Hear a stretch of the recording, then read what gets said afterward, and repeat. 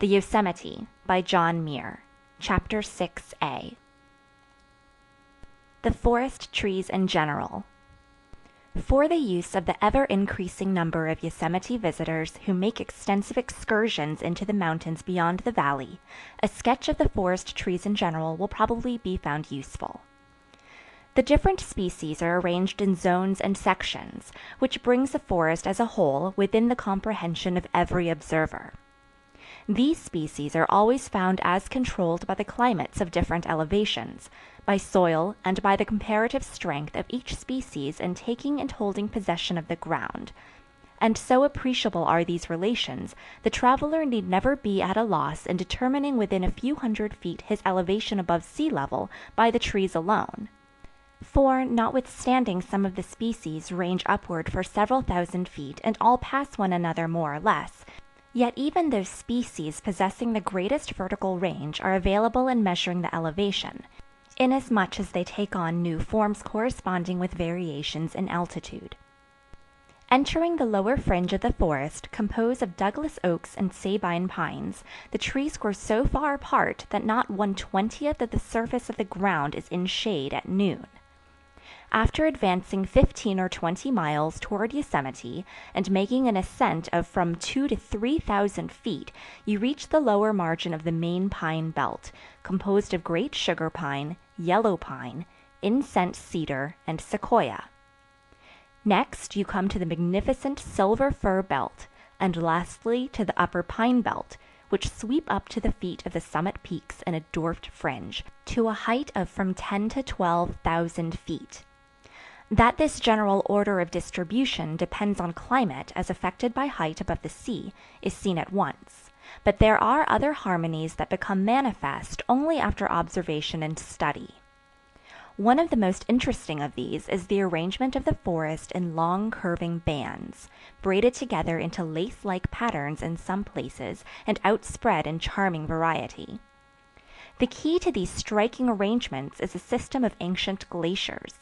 Where they flowed the trees followed, tracing their courses along the sides of canyons, over ridges, and high plateaus.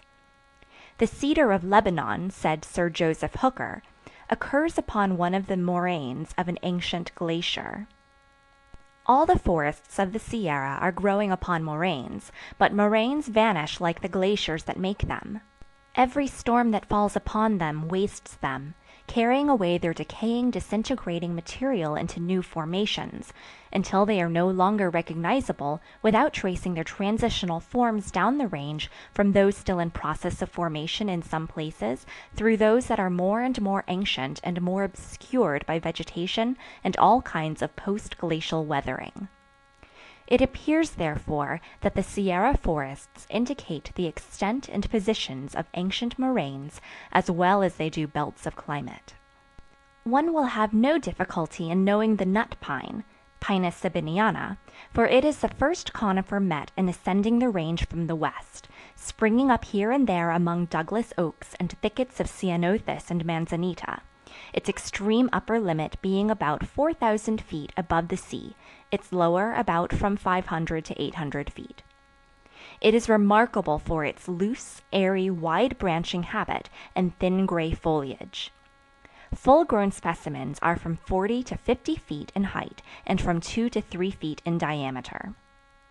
The trunk usually divides into 3 or 4 main branches about 15 or 20 feet from the ground that, after bearing away from one another, shoot straight up and form separate summits.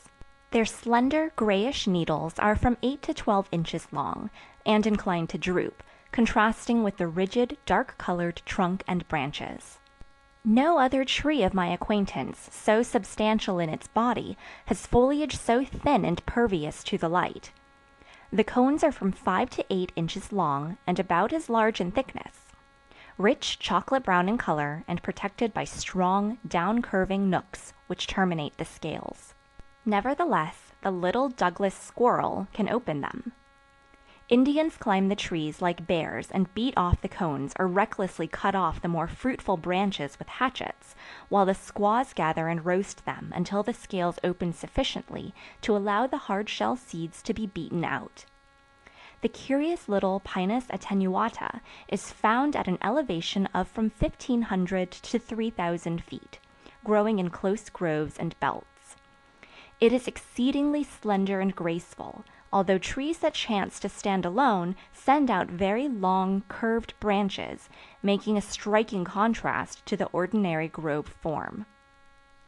The foliage is of the same peculiar gray-green color as that of the nut pine, and is worn about as loosely, so that the body of the tree is scarcely obscured by it.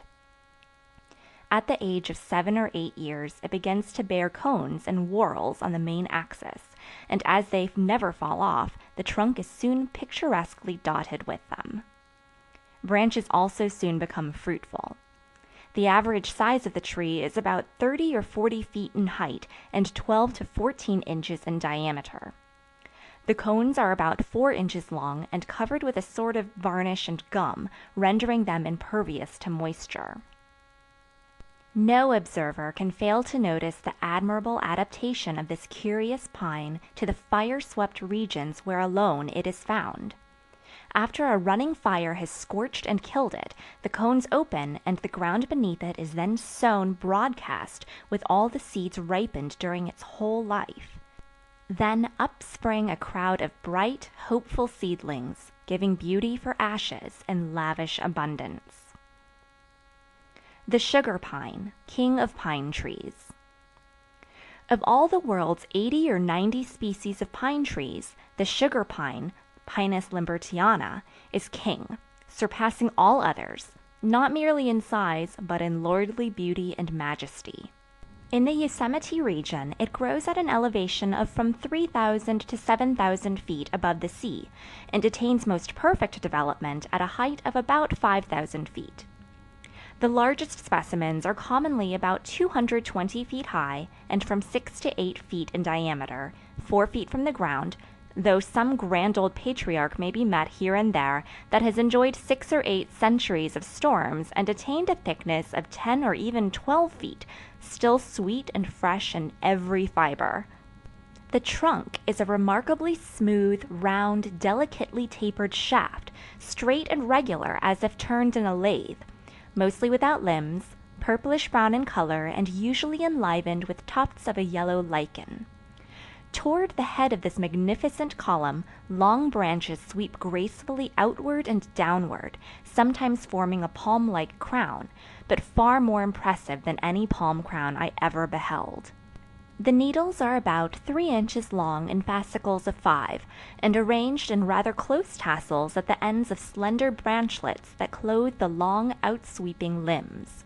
How well they sing in the wind, and how strikingly harmonious an effect is made by the long cylindrical cones depending loosely from the ends of the long branches. The cones are about 15 to 18 inches long and 3 in diameter. Green, shaded with dark purple on their sunward sides. They are ripe in September and October of the second year from the flower. Then the flat, thin scales open and the seeds take wing, but the empty cones become still more beautiful and effective as decorations, for their diameter is nearly doubled by the spreading of the scales, and their color changes to yellowish-brown while they remain, swinging on the tree all the following winter and summer, and continue effectively beautiful even on the ground many years after they fall. The wood is deliciously fragrant, fine in grain and texture and creamy yellow, as if formed of condensed sunbeams. The sugar from which the common name is derived is, I think, the best of sweets. It exudes from the heartwood where wounds have been made by forest fires or the axe, and forms irregular, crisp, candy-like kernels of considerable size, something like clusters of resin beads. When fresh it is white, but because most of the wounds on which it is found have been made by fire, the sap is stained and the hardened sugar becomes brown. Indians are fond of it, but on account of its laxative properties, only small quantities may be eaten. No tree lover will ever forget his first meeting with the sugar pine. In most pine trees there is the sameness of expression which to most people is apt to become monotonous, for the typical spiral form of the conifers, however beautiful, affords little scope for appreciable individual character. The sugar pine is as free from conventionalities as the most picturesque oaks. No two are alike, and though they toss out their immense arms in what might seem extravagant gestures, they never lose their expression of serene majesty. They are the priests of pines and seem ever to be addressing the surrounding forest. The yellow pine is found growing with them on warm hillsides, and the silver fir on cool northern slopes, but, noble as these are, the sugar pine is easily king, and spreads his arms above them in blessing while they rock and wave in sign of recognition. The main branches are sometimes 40 feet long, yet persistently simple, seldom dividing at all, excepting near the end, but anything like a bare cable appearance is prevented by the small, tasseled branchlets that extend all around them. And when these superb limbs sweep out symmetrically on all sides, a crown 60 or 70 feet wide is formed, which, gracefully poised on the summit of the noble shaft, is a glorious object.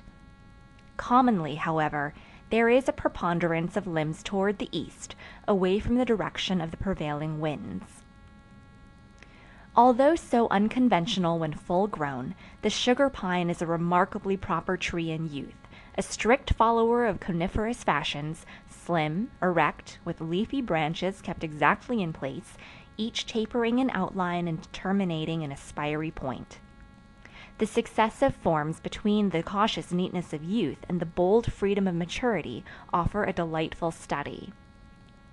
At the age of 50 or 60 years, the shy, fashionable form begins to be broken up.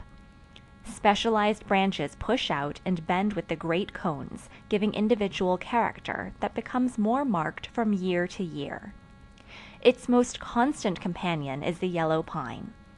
The Douglas spruce, libocedrus, sequoia, and the silver fir are also more or less associated with it, but on many deep-soiled mountainsides at an elevation of about 5,000 feet above the sea, it forms the bulk of the forest, filling every swell and hollow and down-plunging ravine.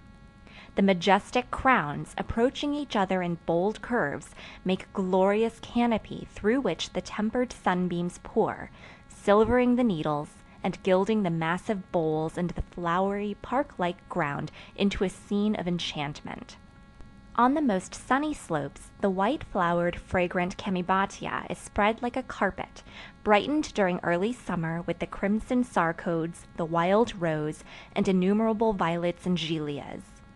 Not even in the shadiest nooks will you find any rank, untidy weeds or unwholesome darkness.